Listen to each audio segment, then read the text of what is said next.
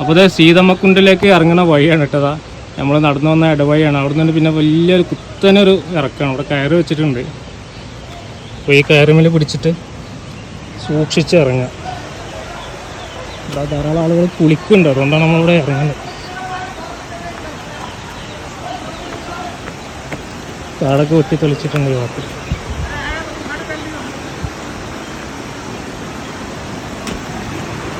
അപ്പോൾ ധാരാളം ആളുകളുണ്ട് കേട്ടോ.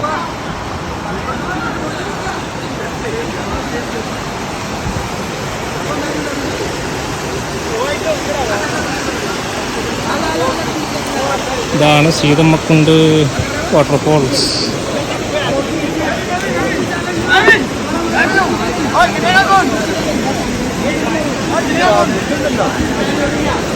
അപ്പോൾ അതെ അവിടെ രണ്ടാളെ വെള്ളം ഉണ്ടെന്ന് പറഞ്ഞു കേട്ടോ ആ ഭാഗത്ത്. അപ്പോൾ അവിടെ ചാടരുതെന്നാണ് പറഞ്ഞത്. ഇവിടെ വെള്ളം കുറവാണ് ഈ ഭാഗത്ത്.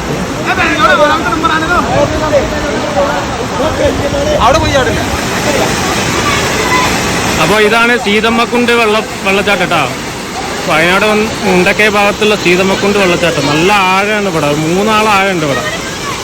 പിന്നെ അപ്പോൾ നീന്താൻ അറിയാത്തവർ ഇവിടെ ഇറങ്ങാൻ പാടില്ല. അവിടെ ആഴം കുറവാണ്, അവിടെയൊക്കെ ഇറങ്ങാം. ഞാനിതുവരെ ആ ഭാഗത്തായിരുന്നു.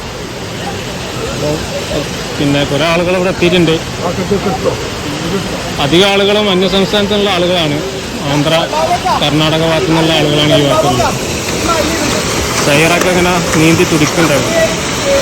നല്ല തണുപ്പുള്ള വെള്ളമാട്ടോ. ഞാൻ ഇതിൽ ഇറങ്ങി, നല്ല തണുപ്പാണ്. അപ്പോൾ സീതമ്മക്കുണ്ട് വാട്ടർഫോൾസിലാണ്.